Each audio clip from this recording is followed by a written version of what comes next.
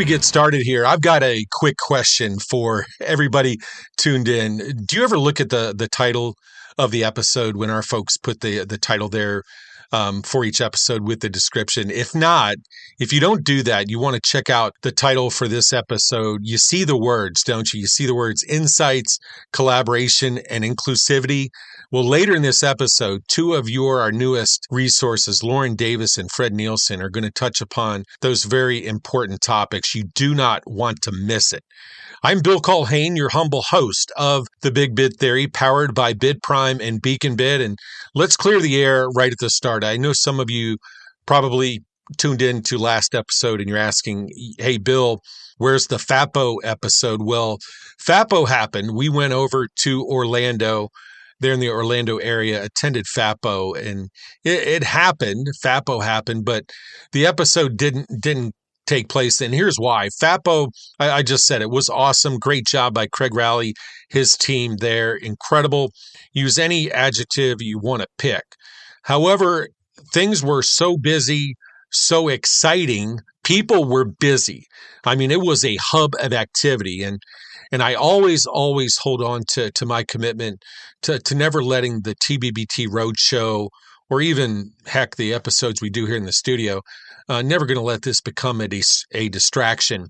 And so on that note, so we didn't pull off a FAPO episode. Next time, though, that we head over there to FAPO, again, the plan will be that we will kind of do an interview on the street type of episode. So again, my apologies for anybody who kind of circled the calendar and wanted to hear a FAPO recap from the sources, from the people, boots on the ground. Well, that didn't happen. Rick Jennings has his boots on the ground. Our producer, Rick, is behind the mic. And Rick, I checked, and it is June. So I'll tell you what, it's summer here, right?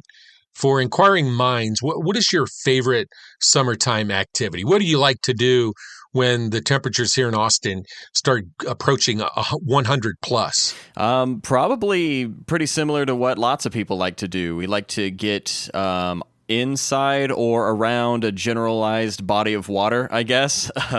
But my favorite thing to do on the water, Bill, is to water ski. If you've never done it, it is super fun. But honestly, just like water sports are really fun, but my answer has to be water skiing for sure. Well, all right, Rick. Well, in a few weeks, I'm headed back over to Florida. I'm going to leave hot weather for hot weather, and maybe a shocker to many people, but I promise you that I will not be water skiing.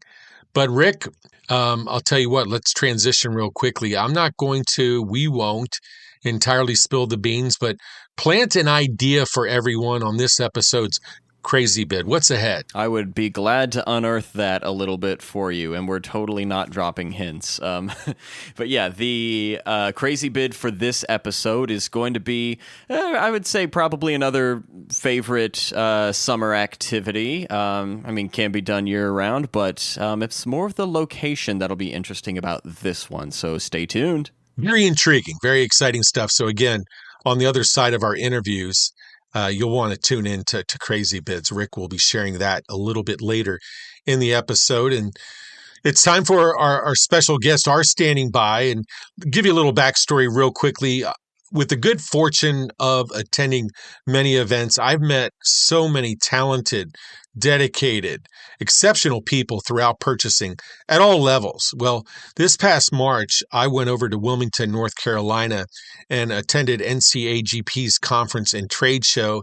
As many of you know, when you go to these things, you make varying degrees of connections with people, whether it be vendors or agencies, members, doesn't matter. Well, I met Fred Nielsen, Mr. Fred Nielsen, who at the moment, back then, what did I say, March, was purchasing manager for the City of Durham. And I say at the moment because Fred, he did mention to me that he was preparing to retire, and he and I, you know how it goes. He and I agreed to stay in touch.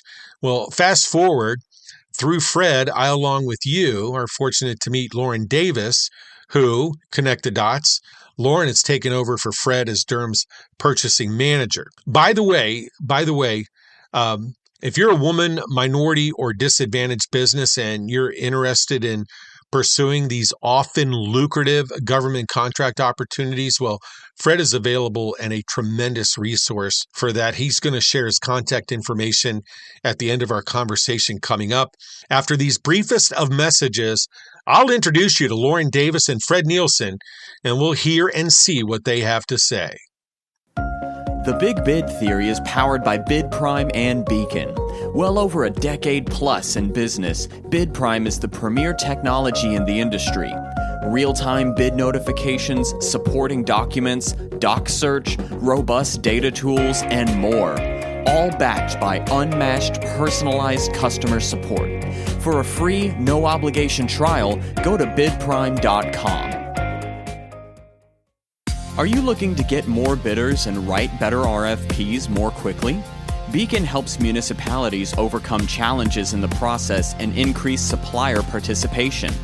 Agencies are using Beacon to publish and distribute solicitations, along with communicating updates to plan holders. eBid allows bidders to easily submit responses and agencies to collect them for evaluation. Also, Beacon is the place for access to the RFP archive, a massive searchable database of previously published RFPs to more quickly write better RFPs. To learn more, visit beaconbid.com. All right, Rick, thanks for firing that off. Okay, so one of our guests, Lauren Davis. Lauren, I mentioned it a moment ago, is the interim purchasing manager for the City of Durham, North Carolina. She's been working with the City of Durham since 2014. She's participated in various types of procurement projects, from purchasing park equipment to the construction of a new police headquarters. She's been an active member of the Carolina Association Government Purchasing since 2019. Lauren and I also crossed paths there in Wilmington, and she's an active member of NIGP since 2021. She obtained her Carolina Local Government Purchasing Officer certification through the UNC School of Government in 2022. And Fred Nielsen. Fred recently retired, you heard me say it, after 32 years of public service as a procurement officer.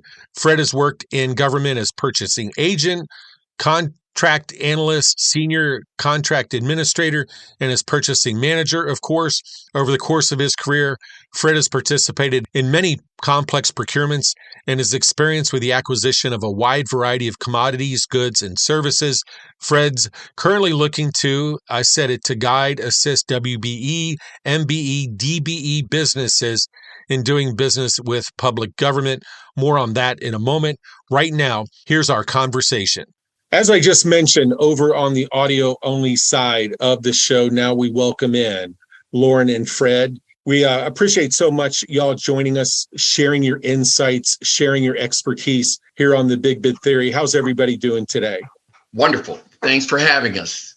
Absolutely. We're always excited. And just as I mentioned on the audio side, but for folks who are watching the YouTube-only version of the show, I was fortunate to cross paths with Fred and Lauren over at NCAGP's event that they had in Wilmington, North Carolina, a number of months ago. So many great things going on, not just there in the state of North Carolina, but also in the Carolinas. As everybody on the show knows, I worked at Clemson once upon a time. So I'm certainly, there's a piece of my heart that's still there in the Carolinas. But anyway, enough about that. Lauren, let's go ahead and start with you. As we're all well aware, and as I travel around the country, I hear the stories, I see the reports that there are a number of people who are leaving the government purchasing careers for, whether it be retirement, whatever the case may be. But then on the flip side, there are also a number of people who are either thinking about a career in government purchasing. Maybe it's a career move, or maybe they're right out of college. So, Lauren, I'm going to kind of give you the microphone. What would you say to people who are considering a job in government purchasing? Tell us some of the pluses. Yeah, so for me, I found it to be a great career opportunity and a secure job. The skills that you learn are transferable. You can bring to any type of other position. That's why you might see the transition between local government purchasing, and then some people go on to do private sector purchasing. I also didn't start in purchasing. Also, the thing I like about purchasing is every day is different. You get to deal with different people, different departments. The other cool thing is you're in charge of buying anything from like a pen to an aerial fire truck. So there's like all different stuff that you get to touch and learn about. And Fred, we'll pass the baton to you.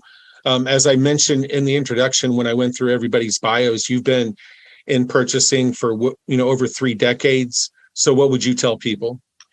So I would concur with Lauren on one specific point. And it's been my experience, and I think you might get this across the industry, that no one sets out, no one as a child says, you know what, I want to grow up and be a purchasing agent or a procurement officer. It just doesn't happen. It's a job that you evolve into through a myriad of, it could be opportunity, it could be, interest. But it's nothing that, like you kind of set your teeth for to go take a bite out of. Me, for example, I was years old and met with a gentleman at my church who had just got appointed to a city job. And I said, hey, are there any job opportunities down there? And he asked me, did you ever do any buying? And I'm had clueless as to what he was talking about. I thought he just meant as a consumer. And no, lo and behold, he was talking about procurement. He was talking about entry-level buying. And I went down, I interviewed with him. He saw I had the basics, and I evolved into a position in a procurement department. All of that to say, I would tell folks that it is one of the best opportunities to have, to happen along, to really hone your skills at. I think it's a good opportunity for people. And then in my instance, 32 years in the industry, a couple of pensions later, I think it turned out to be a good move for me. Very good. And that's insightful information from the both of you. And so it's kind of like a tennis match, this episode, where we keep passing the baton back and forth, hitting the ball back and forth. So Lauren, I'm going to pose this question to you. Of course, our audience here at the Big Bid Theory, it includes a number of businesses who are already vendors, who are already suppliers, plan holders, and there are some who are weighing the benefits of doing so. We know, you two know better than I do, that not every business in the U.S. is pursuing government contracts. However, Lauren, they're in the city of Durham, and I understand that agencies operate differently, but they're in the city of Durham specifically. What do you and your team do to help businesses as far as the registration process, qualifying, pursuing, and trying to win these government contracts? What kind of help do you and your team offer? So we have not just our team, but the city of Durham has a small local business program where they help vendors sign up to do local business with Durham, and then also, urge them to sign up to be a hub vendor, which is a state vendor with the state of North Carolina. Through our vendor process, we, help them get signed up as a vendor, let them know, where our bid page is, which is where any business opportunities for the city, any bids are on our bid page. We also have small loan opportunities through our Durham 360 program, which if you go to the City of Durham's website, it can provide more information about that. We also have our underutilized business compliance division that seeks out, small local businesses to help them sign up to get local government contracts. Also, you can go to any city, state agency page to see what their opportunities are, if there's any small business loans for local government. The City of Durham is one, but there's also other opportunities with other government that I always suggest people to, look out for. Appreciate that information. And just as a side note, before we move along, Maddie and Lauren here on our team, they'll include, if you look at the description, our viewers, listeners, if you look at the description of the podcast, Maddie and Lauren will actually have links to some of the resources that Lauren just mentioned. So, Fred, back over to you as we sit here in Wimbledon or wherever, US Open. So 32 years in purchasing, and you don't have to give your age, right? Yeah. But what are some of the tips that you can pass along to folks, kind of, and I'm talking about some of the major things that any and all businesses should know about before they move into pursuing government contracts? So visibility. I think that if you're seen, you can be considered.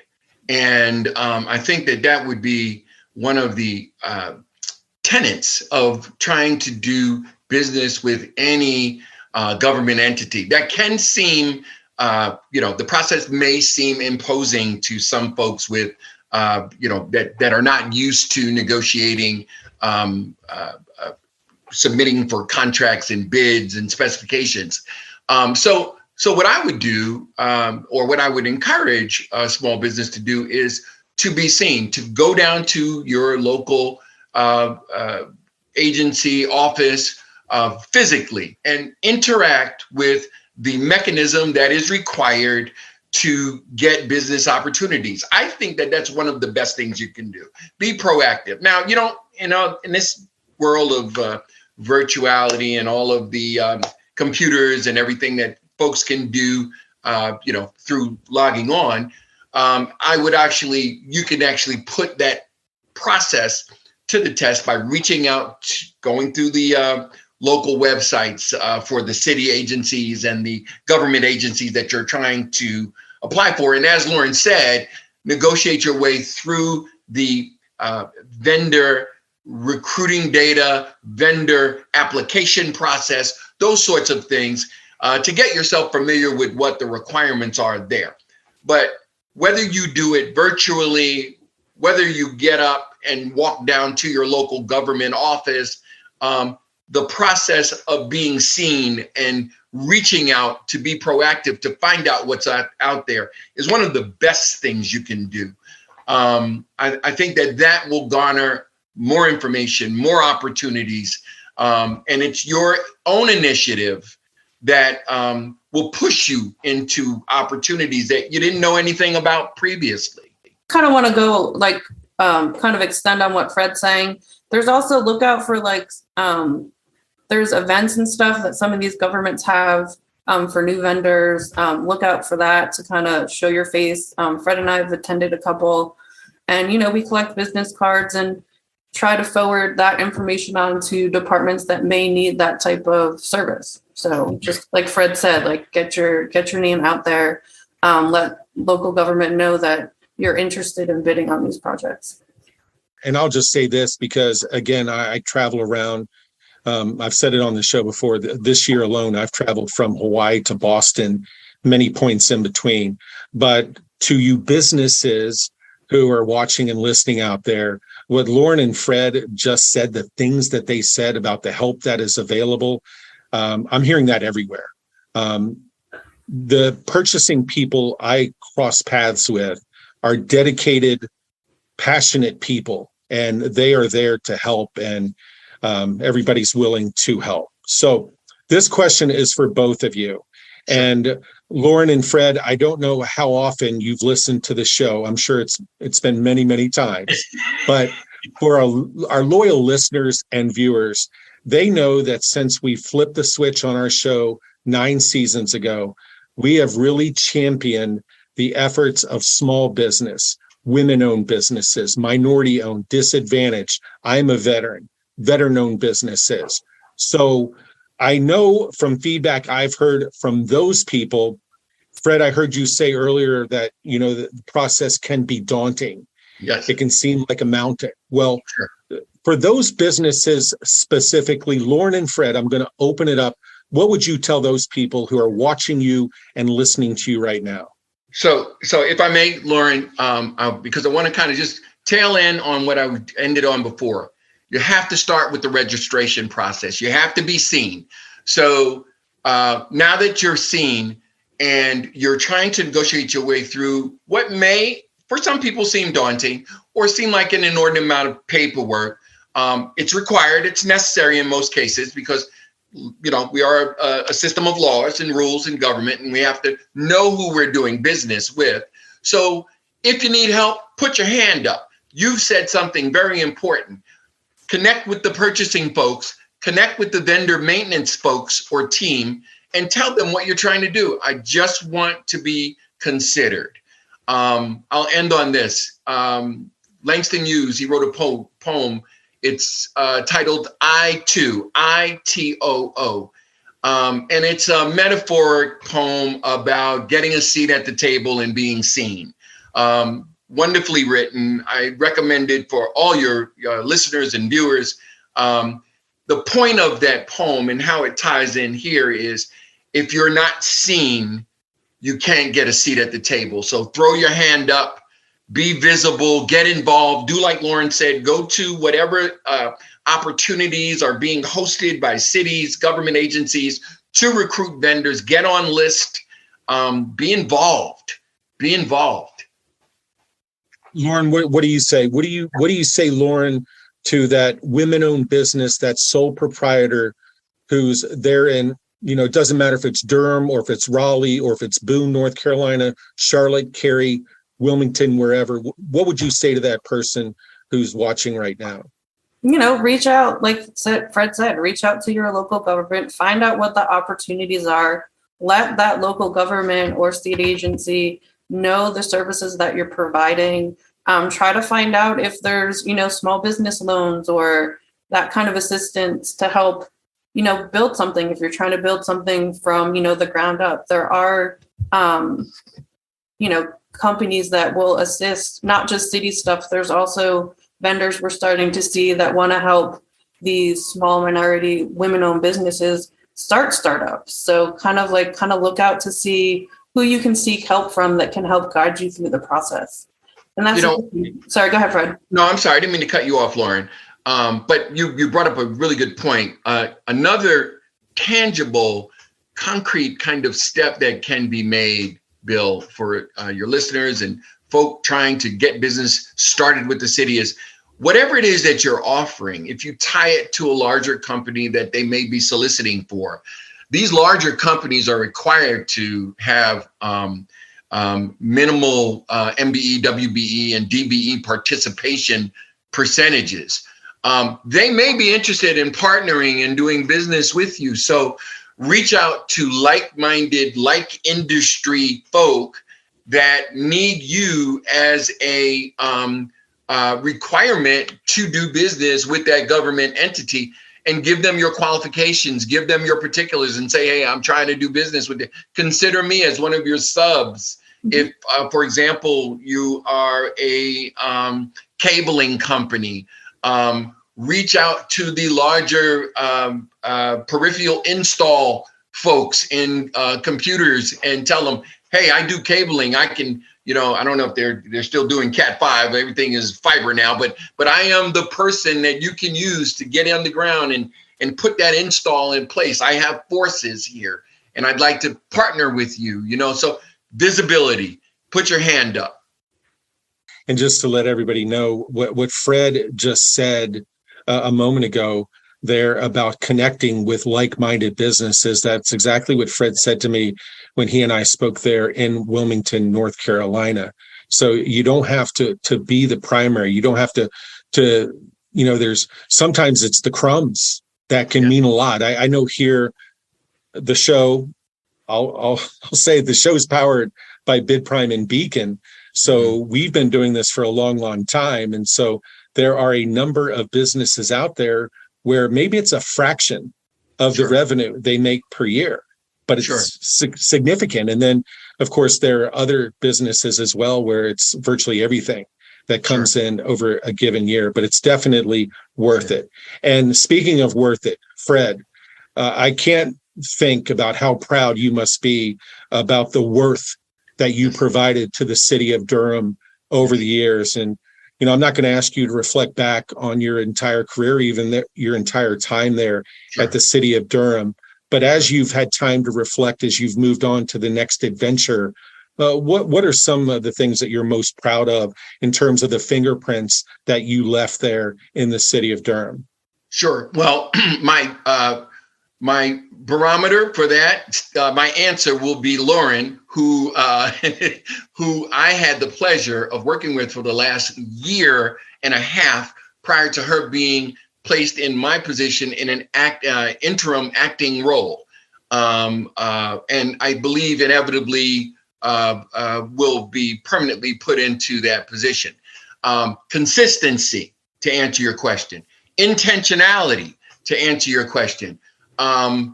You're being consistent, and what I mean when I say consistent, I mean your yes is your yes and your no is your no. If you're going to say something, do it.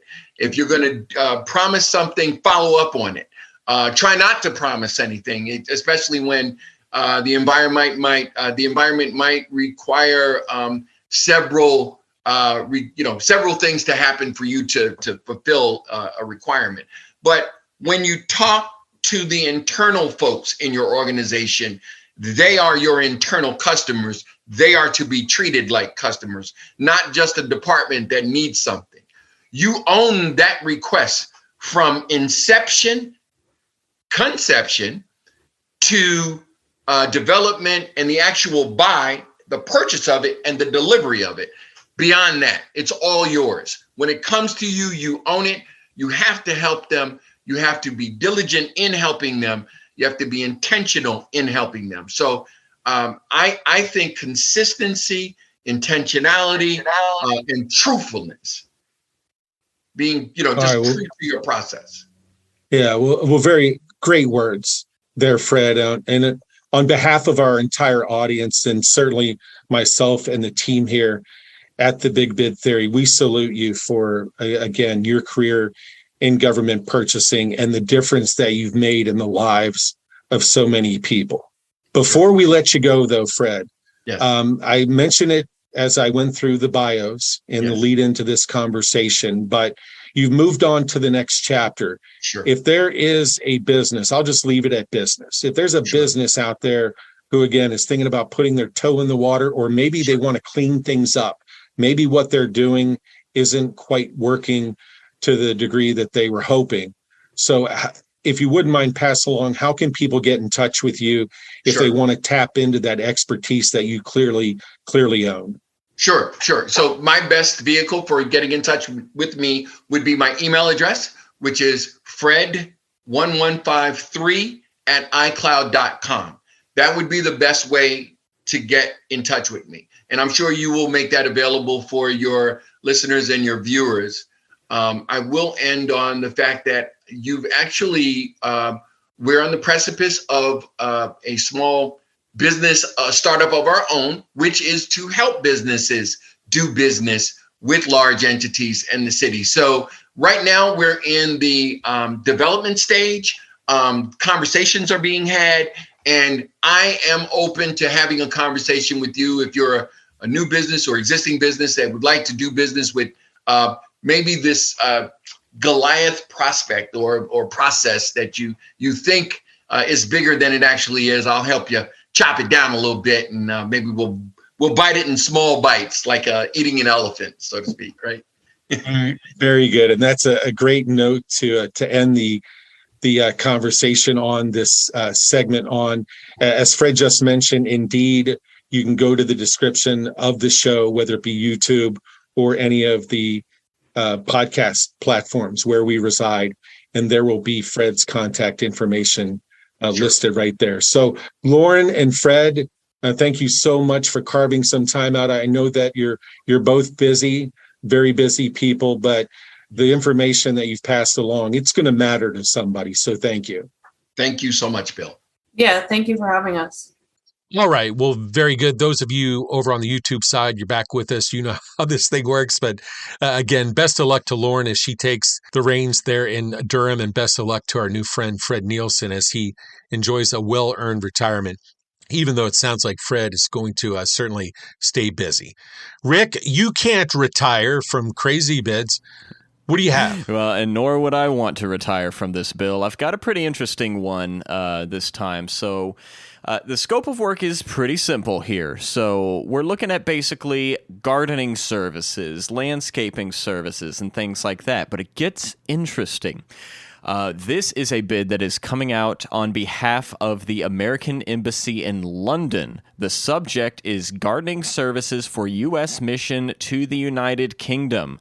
So I actually have a lot of friends of mine who really get into gardening, and basically I almost want to pitch this as sort of a opportunity for them to also kind of scratch that itch to travel, because a lot of my friends do that too. And I mean, we're talking summer activities. We're probably prepping gardens for the summer, getting the water hose out, making sure everything's going well. And honestly, if I guess for any of our businesses and friends out there who perform landscaping services, gardening services, and things like that, I mean, that's really just about what we're looking at here. The U.S. mission to the United Kingdom is intending to issue a blanket purchase agreement for residential garden maintenance services to the U.S. Embassy in London. So if you have, I guess if you have a business and you do gardening services on a pretty wide and pretty large scale, then that is going to be this episode's crazy bid that you can win.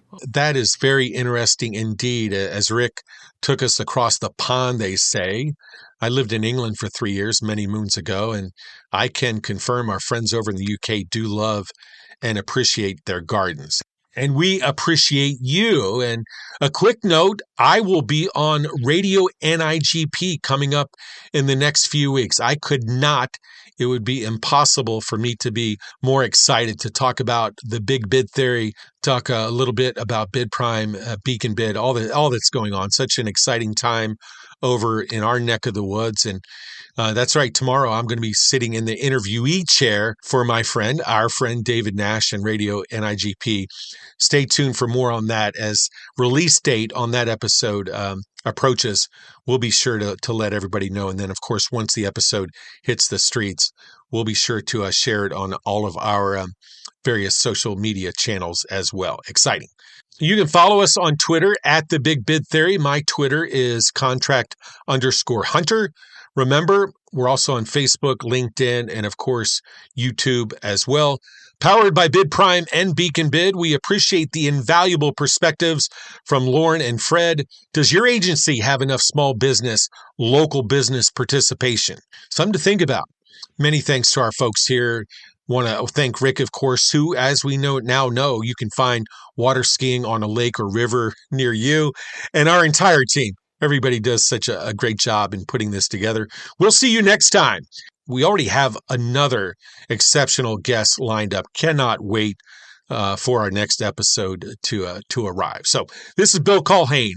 Until next time, go Gunners, Barracudas, Tigers, Bobcats, and Cubs, and we wish you the very best. Powered by BidPrime and Beacon, we thank you for tuning in to The Big Bid Theory. From Austin, Texas, the show is hosted by Bill Culhane, produced by Bill Culhane and Jim Ward, and co-hosted and engineered by Rick Jennings. Distribution, research, and production assistance by Lauren Jones. Among a variety of platforms, you can find other episodes of the show on iHeart, iTunes, Spotify, Spreaker, Google Play, and also YouTube. Thank you for downloading and sharing the podcast. We're having so much fun, oh much fun, oh much fun.